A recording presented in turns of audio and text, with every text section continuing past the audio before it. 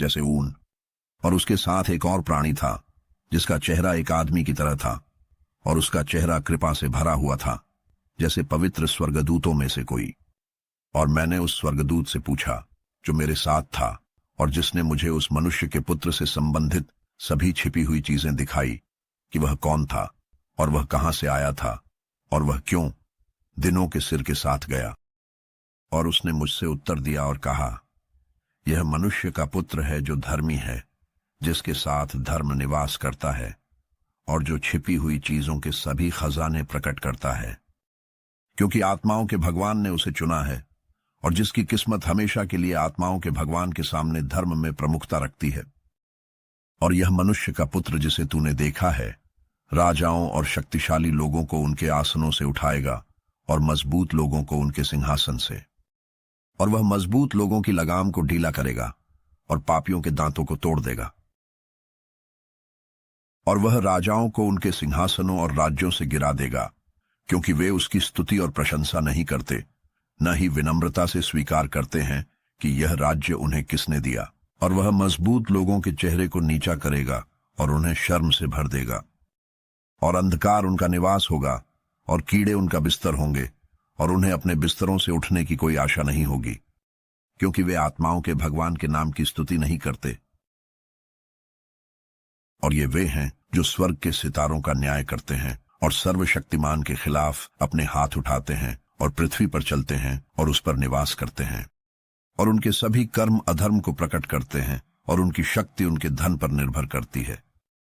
और उनका विश्वास उन देवताओं में है जिन्हें उन्होंने अपने हाथों से बनाया है। और वे आत्माओं के भगवान के नाम का इनकार करते हैं और उनकी सभाओं के घरों और उन विश्वासियों का उत्पीड़न करते हैं जो आत्माओं के भगवान के नाम पर निर्भर करते हैं।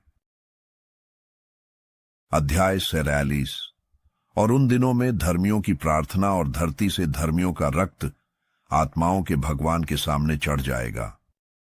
उन दिनों में स्वर्ग में निवास करने वाले पवित्र लोग एक आवाज में एकजुट होंगे और प्रार्थना करेंगे, स्तुति करेंगे, धन्यवाद देंगे और आत्माओं के भगवान के नाम को आशीर्वाद देंगे, धर्मियों के बहाए गए रक्त की ओर से। और ताकि धर्मियों की प्रार्थना आत्माओं के भगवान के सामने व्यर्थ न हो, ताकि उनके लिए न्याय किया जा सके और उन्हें हमेशा के लिए दुख न सहना पड़े। उन दिनों में मैंने दिनों के सिर को देखा, जब वह अपनी महिमा के सिंहासन पर बैठा और जीवितों की किताबें उसके सामने खोली गईं। और उसके सभी मेहमान जो स्वर्ग में हैं और उसके सलाहकार उसके सामने खड़े थे, और पवित्रों के दिल खुशी से भर गए, क्योंकि धर्मियों की संख्या प्रस्तुत की गई थी और धर्मियों की प्रार्थना सुनी गई थी, और धर्मियों का रक्त आत्माओं के भगवान के सामने मांगा गया था। अध्याय 48। और उस स्थान पर मैंने धर्म की फव्वारा देखा जो अंतहीन था, और इसके चारों ओर कई बुद्धि के फव्वारे थे, और सभी प्यासे ने उनसे पिया और बुद्धि से भर गए। और उनके निवास धर्मियों, पवित्रों और चुने हुए के साथ थे। और उस घड़ी उस मनुष्य के पुत्र का नाम आत्माओं के भगवान की उपस्थिति में रखा गया, और उसका नाम दिनों के सिर के सामने रखा गया। हाँ, सूरज और चिन्हों के निर्माण से पहले, आकाश के सितारों के बनने से पहले, उसका नाम आत्माओं के भगवान के सामने रखा गया। वह धर्मियों के लिए एक सहारा होगा जिस पर वे टिक सकें और न गिरें। और वह अन्य जातियों के लिए प्रकाश होगा और दिल के दुखी लोगों की आशा। पृथ्वी पर रहने वाले सभी लोग उसके सामने गिरकर पूजा करेंगे और उसकी स्तुति करेंगे, आशीर्वाद देंगे और गीत के साथ उत्सव मनाएंगे। आत्माओं का भगवान। और इसी कारण से उसे चुना गया और दुनिया के निर्माण से पहले और हमेशा के लिए उसके सामने छिपाया गया। और आत्माओं के भगवान की बुद्धि ने उसे पवित्र और धर्मियों के लिए प्रकट किया है, क्योंकि उसने धर्मियों का भाग सुरक्षित रखा है, क्योंकि उन्होंने इस अधर्म की दुनिया से नफरत की है और इसके सभी कार्यों और तरीकों को तिरस्कृत किया है। आत्माओं के भगवान के नाम में, क्योंकि उसी नाम से वे बचाए जाते हैं, और उनकी जीवन के संबंध में यह उसकी अच्छी इच्छा के अनुसार हुआ है। इन दिनों पृथ्वी के राजा और वे मजबूत लोग जो भूमि के स्वामी हैं, अपने चेहरे पर उदासी लिए हुए होंगे, क्योंकि यह उनके हाथों के कार्यों के कारण है। क्योंकि उनके दुख और कष्ट के दिन वे अपने आप को बचाने में असमर्थ होंगे और मैं उन्हें अपने चुने हुए के हाथों में सौंप दूंगा। जैसे आग में तिनका जलता है, वैसे ही वे पवित्र के चेहरे के सामने जलेंगे। जैसे पानी में सीसा वे धर्मियों के चेहरे के सामने डूब जाएंगे और उनका कोई निशान फिर कभी नहीं मिलेगा। और उनके कष्ट के दिन पृथ्वी पर विश्राम होगा और उनके सामने वे गिरेंगे और फिर कभी नहीं उठेंगे। और कोई भी उन्हें अपने हाथों से नहीं उठाएगा, क्योंकि उन्होंने आत्माओं के भगवान और उसके अभिषिक्त को नकार दिया है। आत्माओं के भगवान का नाम धन्य हो। अध्याय 23। और ज्ञान पानी की तरह बहाया गया है और उसकी महिमा उसके सामने कभी नहीं मिटेगी, क्योंकि वह सभी धर्म के रहस्यों में शक्तिशाली है। और अधर्म एक छाया की तरह गायब हो जाएगा और इसका कोई अस्तित्व नहीं रहेगा, क्योंकि चुना हुआ व्यक्ति आत्माओं के भगवान के सामने खड़ा है और उसकी महिमा हमेशा के लिए है और उसकी शक्ति सभी पीढ़ियों के लिए है। और उसमें ज्ञान की आत्मा निवास करती है, और वह आत्मा जो अंतर्दृष्टि देती है, और समझ की आत्मा और शक्ति की आत्मा, और उन लोगों की आत्मा जो धर्म में सो गए हैं। और वह गुप्त बातों का न्याय करेगा और कोई भी उसके सामने झूठा शब्द नहीं कह सकेगा, क्योंकि वह आत्माओं के भगवान के सामने चुना हुआ है उसकी अच्छी इच्छा के अनुसार। अध्याय 50। और उन दिनों पवित्र और चुने हुए के लिए एक परिवर्तन होगा और दिनों की रोशनी उन पर बनी रहेगी और महिमा और सम्मान पवित्र के पास लौटेंगे उस कष्ट के दिन जिस दिन पापियों के खिलाफ बुराई जमा की गई होगी और धर्मी आत्माओं के भगवान के नाम में विजयी होंगे। और वह दूसरों को इसका गवाह बनाएगा ताकि वे पछताएं और अपने हाथों के कार्यों को छोड़ दें। उनका आत्मा के भगवान के नाम से कोई सम्मान नहीं होगा, फिर भी उनके नाम से वे बचाए जाएंगे और आत्माओं के भगवान उन पर दया करेंगे, क्योंकि उसकी दया महान है और वह अपने न्याय में भी धर्मी है और अपनी महिमा के सामने अधर्म ही उसके न्याय में टिक नहीं पाएगा। जो पछताएंगे नहीं वे उसके सामने नाश होंगे, और अब से मैं उन पर कोई दया नहीं करूंगा, कहता है आत्माओं का भगवान। अध्याय 51। और उन दिनों पृथ्वी भी वह सब कुछ लौटाएगी जो उसे सौंपा गया है, और शियोल भी वह लौटाएगा जो उसने प्राप्त किया है, और नरक भी वह लौटाएगा जो उसके ऊपर है। क्योंकि उन दिनों चुना हुआ व्यक्ति उठेगा और वह उनके बीच से धर्मी और पवित्र को चुनेगा, क्योंकि वह दिन निकट आ गया है जब उन्हें बचाया जाना चाहिए। और चुना हुआ व्यक्ति उन दिनों मेरे सिंहासन पर बैठेगा और उसका मुंह ज्ञान और सलाह के सभी रहस्यों को प्रकट करेगा, क्योंकि आत्माओं के भगवान ने उन्हें उसे दिया है और उसे महिमा मंडित किया है। और उन दिनों पहाड़ मेढ़ों की तरह कूदेंगे और पहाड़ भी दूध से संतुष्ट ढों की तरह कूदेंगे, और स्वर्ग में सभी स्वर्गदूतों के चेहरे खुशी से जगमगाएंगे और पृथ्वी आनंदित होगी, और धर्मी उस पर निवास करेंगे और चुने हुए उस पर चलेंगे। अध्याय 52। और उन दिनों के बाद उस स्थान पर जहां मैंने छिपी हुई चीजों के सभी दृष्टांत देखे थे, क्योंकि मुझे एक बवंडर में उठा लिया गया था और उन्होंने मुझे पश्चिम की ओर ले जाया। वहां मेरी आंखों ने स्वर्ग के सभी रहस्यमय चीजों को देखा। यह एक लोहे का पहाड़ होगा और एक तांबे का पहाड़ और एक चांदी का पहाड़ और एक सोने का पहाड़ और एक नरम धातु का पहाड़ और एक सीसे का पहाड़। और मैंने उस स्वर्गदूत से पूछा जो मेरे साथ गया था, कहकर, ये कौन सी बातें हैं जो मैंने छिपकर देखी हैं? और उसने मुझसे कहा, जो कुछ भी तुमने देखा है ये सभी चीजें उसके अभिषिक्त की प्रभुत्व की सेवा करेंगी, ताकि वह पृथ्वी पर शक्तिशाली और बलशाली हो सके। और उस शांति के स्वर्गदूत ने मुझसे उत्तर दिया, कहकर, थोड़ा इंतजार करो और तुम्हारे सामने आत्माओं के भगवान को घेरने वाली सभी रहस्यमय चीजें प्रकट की जाएंगी। और ये पहाड़ जो तुम्हारी आंखों ने देखे हैं, लोहे का पहाड़, तांबे का पहाड़, चांदी का पहाड़, सोने का पहाड़, नरम धातु का पहाड़ और सीसे का पहाड़, ये सभी चुने हुए के सामने मोम की तरह होंगे जो आग के सामने होता है, और जैसे पानी जो ऊपर से उन पहाड़ों पर बहता है, और वे उसके पैरों के सामने बेबस हो जाएंगे। और उन दिनों में ऐसा होगा कि न तो सोने से कोई बचाया जाएगा, न ही चांदी से, और कोई भी भागने में सक्षम नहीं होगा। और युद्ध के लिए कोई लोहे का उपयोग नहीं होगा, न ही कोई खुद को कवच पहनाएगा। तांबा किसी काम का नहीं होगा और टिन भी किसी काम का नहीं होगा और इसे महत्व नहीं दिया जाएगा और सीसा की कोई इच्छा नहीं होगी।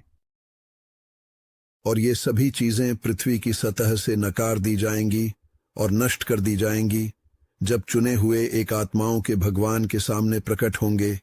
अध्याय 55। वहां मेरी आंखों ने एक गहरी घाटी देखी जिसमें खुले मुंह थे, और पृथ्वी, समुद्र और द्वीपों पर रहने वाले सभी लोग उसे उपहार, भेंट और श्रद्धा के प्रतीक लाएंगे। लेकिन वह गहरी घाटी कभी भर नहीं जाएगी और उनके हाथ कानून के खिलाफ काम करेंगे, और पापी उन सभी को निगल जाएंगे जिन पर वे कानून के खिलाफ अत्याचार करते हैं। फिर भी पापियों का नाश आत्माओं के भगवान के सामने होगा और उन्हें उसकी पृथ्वी के चेहरे से निकाल दिया जाएगा और वे सदा के लिए नष्ट हो जाएंगे। क्योंकि मैंने वहां सभी दंड के स्वर्गदूतों को देखा और वे शैतान के सभी उपकरणों को तैयार कर रहे थे। और मैंने शांति के स्वर्गदूत से पूछा, जो मेरे साथ गया, वे इन उपकरणों को किसके लिए तैयार कर रहे हैं? और उसने मुझसे कहा, वे इन्हें इस पृथ्वी के राजाओं और शक्तिशाली लोगों के लिए तैयार कर रहे हैं ताकि वे इस तरह से नष्ट हो सकें। और इसके बाद धर्मी और चुने हुए एक अपने समुदाय के घर को प्रकट करेंगे। अब से उन्हें आत्माओं के भगवान के नाम पर और कोई बाधा नहीं होगी, और ये पहाड़ उसकी धर्म के सामने पृथ्वी की तरह नहीं टिकेंगे, बल्कि पहाड़ पानी के फव्वारे की तरह होंगे और धर्मी पापियों के अत्याचार से विश्राम पाएंगे। अध्याय 54। और मैंने देखा और पृथ्वी के एक और हिस्से की ओर मुड़ा, और वहां एक गहरी घाटी देखी जिसमें जलती हुई आग थी। और उन्होंने राजाओं और शक्तिशाली लोगों को लाया और उन्हें इस गहरी घाटी में फेंकने लगे। और वहां मेरी आंखों ने देखा कि उन्होंने ये अपने उपकरण कैसे बनाए, असीमित वजन की लोहे की जंजीरें।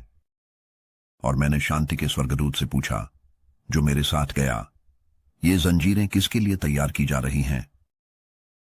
और उसने मुझसे कहा, ये अजाजेल की सेनाओं के लिए तैयार की जा रही है ताकि वे उन्हें ले जाकर फेंक सकें पूर्ण निंदा के गर्त में।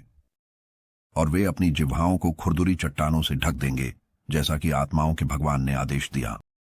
और माइकल और गैब्रियल और माइकल और फानुएल उस महान दिन उन्हें पकड़ेंगे और उस दिन उन्हें जलती हुई भट्टी में फेंक देंगे ताकि आत्माओं के भगवान उनके अन्याय के लिए उनसे प्रतिशोध ले सकें जो शैतान के अधीन होकर पृथ्वी पर रहने वालों को भटकाते हैं।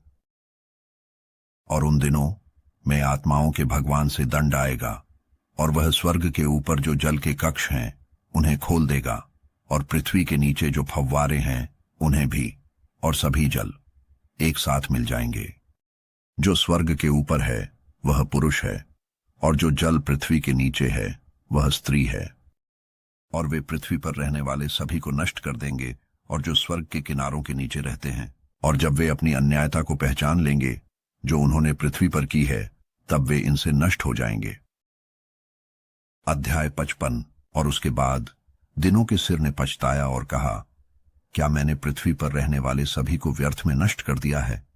और उसने अपने महान नाम की शपथ खाई, अब से मैं पृथ्वी पर रहने वाले सभी के साथ ऐसा नहीं करूंगा और मैं स्वर्ग में एक चिन्ह स्थापित करूंगा। और यह मेरे और उनके बीच सदैव के लिए अच्छे विश्वास का एक वचन होगा जब तक स्वर्ग पृथ्वी के ऊपर है, और यह मेरे आदेश के अनुसार है। जब मैंने संकट और पीड़ा के दिन उन्हें स्वर्गदूतों के हाथ से पकड़ने की इच्छा की, इस कारण मैं अपनी सजा और अपने क्रोध को उन पर रहने दूंगा, कहता है भगवान आत्माओं के भगवान।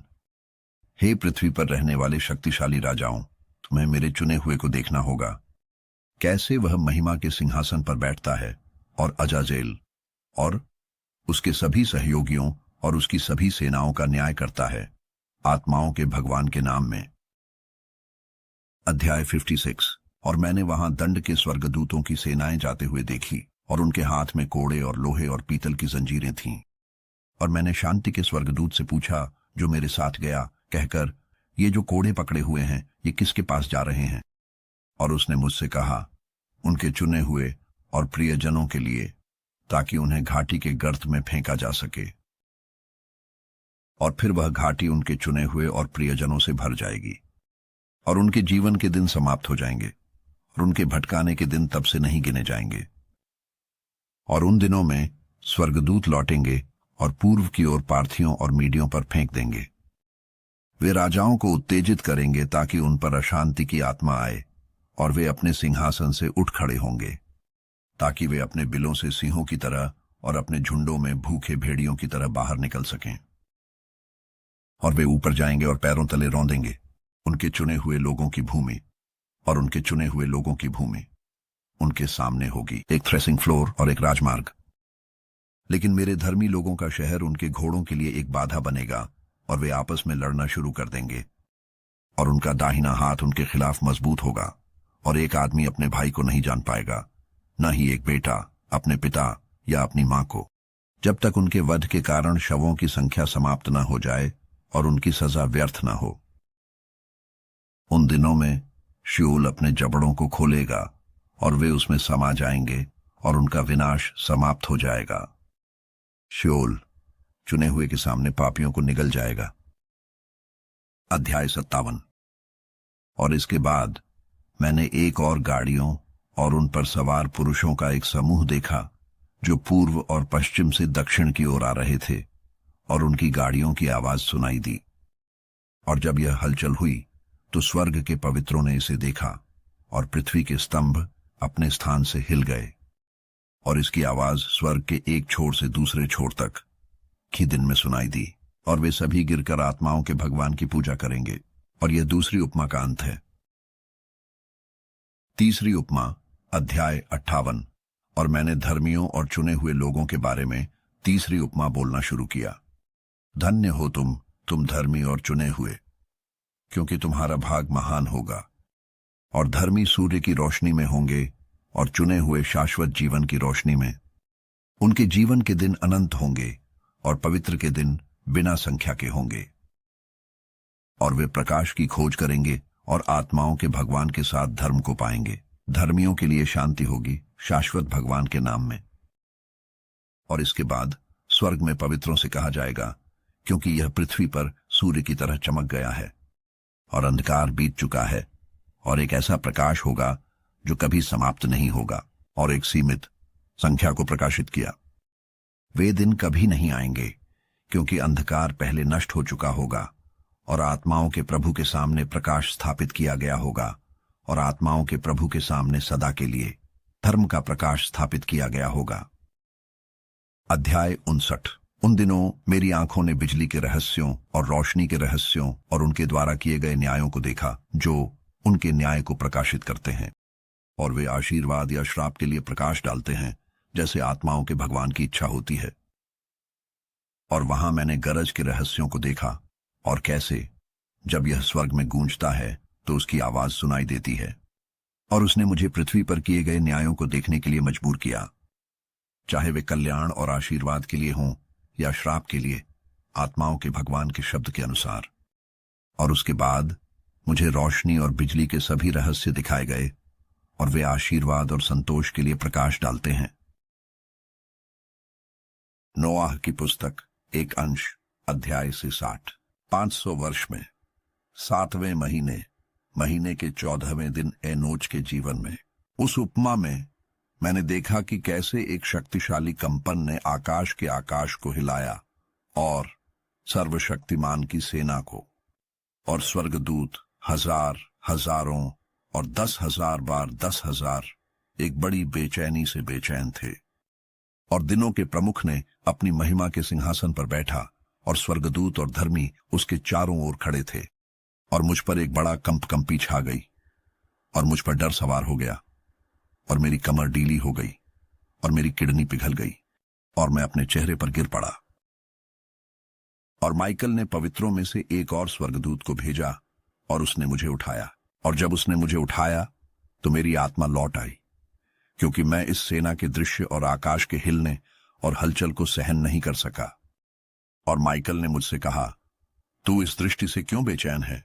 आज तक उसकी दया का दिन जारी रहा, और उसने पृथ्वी पर रहने वालों के प्रति दयालु और सहनशीलता दिखाई है। और जब वह दिन शक्ति, दंड और न्याय आएगा, जिसे आत्माओं के भगवान ने तैयार किया है। जो लोग धर्मी कानून की पूजा नहीं करते और जो धर्मी न्याय को नकारते हैं और जो उसके नाम का अपमान करते हैं, उनके लिए वह दिन चुने हुए लोगों के लिए एक वाचा तैयार की गई है, लेकिन पापियों के लिए एक पूछताछ।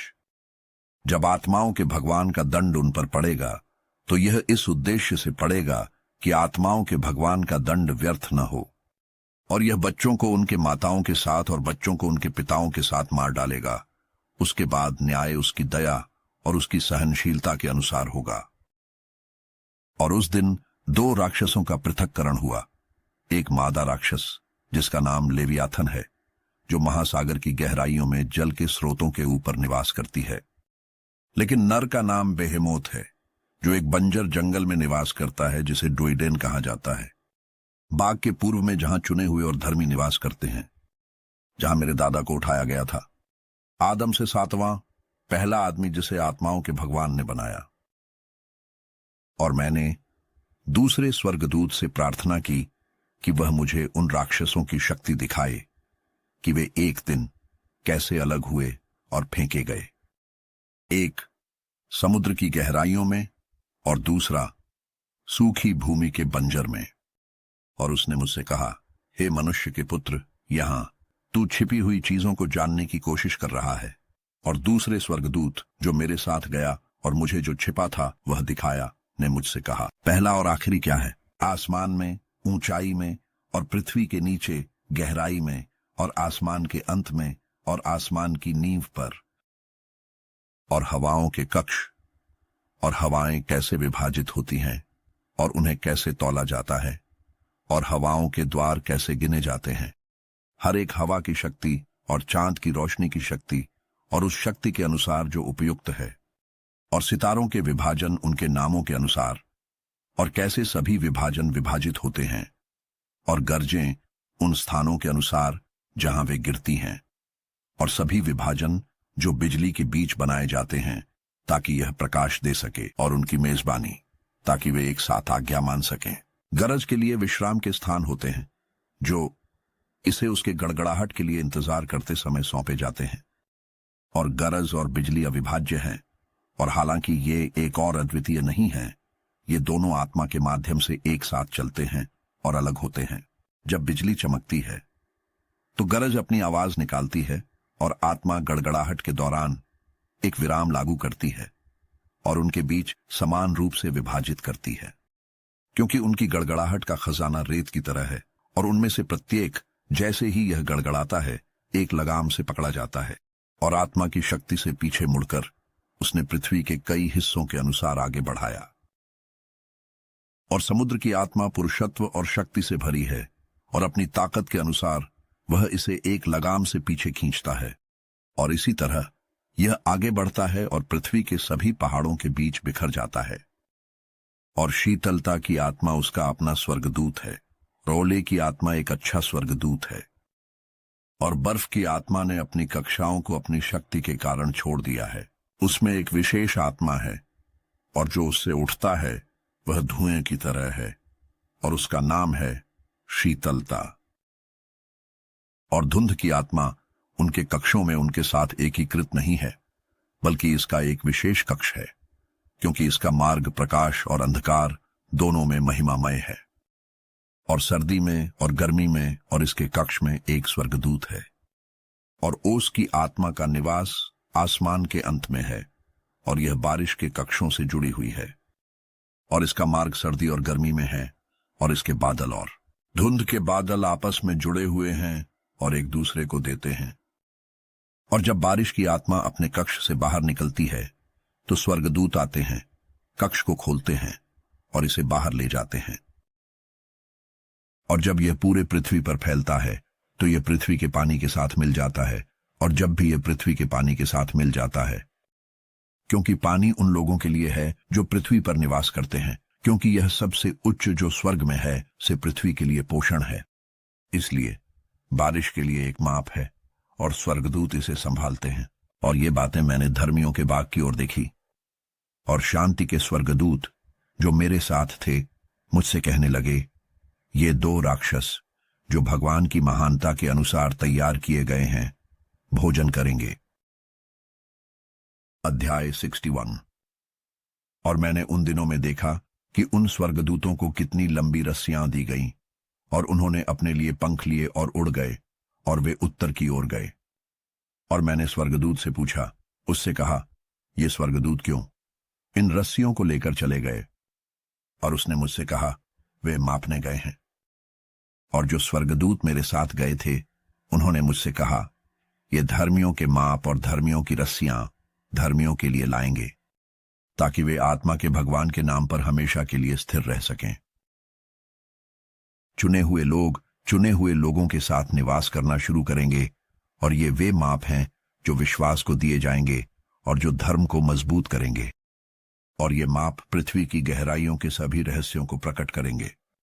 और जो लोग रेगिस्तान में नष्ट हो गए हैं, और जो जानवरों द्वारा खा लिए गए हैं, और जो समुद्र के मछलियों द्वारा खा लिए गए हैं, ताकि वे लौट सकें और चुने हुए के दिन स्थिर रह सकें, क्योंकि कोई भी आत्मा के भगवान के सामने नष्ट नहीं होगा और कोई भी नष्ट नहीं हो सकता। और जो लोग स्वर्ग में ऊपर निवास करते हैं, उन्हें एक आदेश और शक्ति मिली, और एक आवाज और एक प्रकाश जैसे आग के समान। और वह एक अपने पहले शब्दों के साथ उन्होंने आशीर्वाद दिया और प्रशंसा की और बुद्धि के साथ महिमा की, और वे वाणी और जीवन की आत्मा में बुद्धिमान थे। और आत्माओं के भगवान ने चुने हुए को महिमा के सिंहासन पर स्थापित किया। और वह स्वर्ग में ऊपर के सभी पवित्र कार्यों का न्याय करेगा, और उनके कर्मों को तराजू में तौला जाएगा। और जब वह अपना मुख उठाएगा, उनके गुप्त मार्गों का न्याय करने के लिए आत्माओं के भगवान के नाम के शब्द के अनुसार, और उनके मार्ग को आत्माओं के भगवान के धर्मी न्याय के मार्ग के अनुसार, तब वे सभी एक ही आवाज में बोलेंगे और आशीर्वाद देंगे और महिमा देंगे और प्रशंसा करेंगे और आत्माओं के भगवान के नाम को पवित्र करेंगे। और वह स्वर्गों की सभी मेजबानों को और ऊपर के सभी पवित्रों को और भगवान की मेजबान को बुलाएगा। चेरुबिक, सेराफिम और ओफानिन और सभी शक्तियों के स्वर्गदूत और सभी प्रधानताओं के स्वर्गदूत और चुने हुए और पृथ्वी पर अन्य शक्तियां और पानी के ऊपर। उस दिन एक ही आवाज उठाई जाएगी और आशीर्वाद दिया जाएगा और महिमा दी जाएगी और ऊंचा किया जाएगा। विश्वास की आत्मा में और बुद्धि की आत्मा में और धैर्य की आत्मा में और दया की आत्मा में और न्याय और शांति की आत्मा में और भलाई की आत्मा में। और सभी एक ही आवाज में कहेंगे, धन्य है वह, और आत्माओं के भगवान का नाम हमेशा के लिए धन्य हो। जो लोग स्वर्ग में ऊपर नहीं सोते, वे सभी उसे आशीर्वाद देंगे। स्वर्ग में जो सभी पवित्र हैं, वे उसे आशीर्वाद देंगे, और सभी चुने हुए जो जीवन के बाग में निवास करते हैं, और हर प्रकाश की आत्मा जो तेरे धन्य नाम को आशीर्वाद देने, महिमा देने, प्रशंसा करने और पवित्र करने में सक्षम है। और सभी प्राणी असीमित रूप से तेरे नाम की महिमा करेंगे और उसे हमेशा के लिए आशीर्वाद देंगे। क्योंकि आत्माओं के भगवान की दया महान है और वह धैर्यवान है, और उसके सभी कार्यों और जो कुछ उसने बनाया है, उसे उसने आत्माओं के भगवान के नाम में धर्मी और चुने हुए लोगों के सामने प्रकट किया। अध्याय 62। और इस प्रकार भगवान ने राजाओं और शक्तिशाली और ऊंचाई पर बैठे लोगों और जो पृथ्वी पर निवास करते हैं, उन्हें आदेश दिया और कहा, अपनी आंखें खोलो और अपने सींग उठाओ, यदि तुम चुने हुए को पहचानने में सक्षम हो। और आत्माओं के भगवान ने उसे अपनी महिमा के सिंहासन पर बैठाया, और धर्म की आत्मा उसके ऊपर बहाई गई, और उसके मुंह का शब्द सभी पापियों को मार डालता है, और सभी अन्यायकारी उसके सामने से नष्ट कर दिए जाते हैं। और उस दिन सभी राजा, शक्तिशाली और ऊंचाई पर बैठे लोग और जो पृथ्वी को थामे हुए हैं खड़े होंगे। तब वे देखेंगे और पहचानेंगे कि वह अपनी महिमा के सिंहासन पर कैसे बैठता है, और उसके सामने धर्म का न्याय किया जाता है, और उसके सामने कोई झूठा शब्द नहीं बोला जाता। तब उन पर दर्द आएगा जैसे एक गर्भवती महिला को प्रसव के समय होता है, और उसे बच्चे को जन्म देने में दर्द होता है।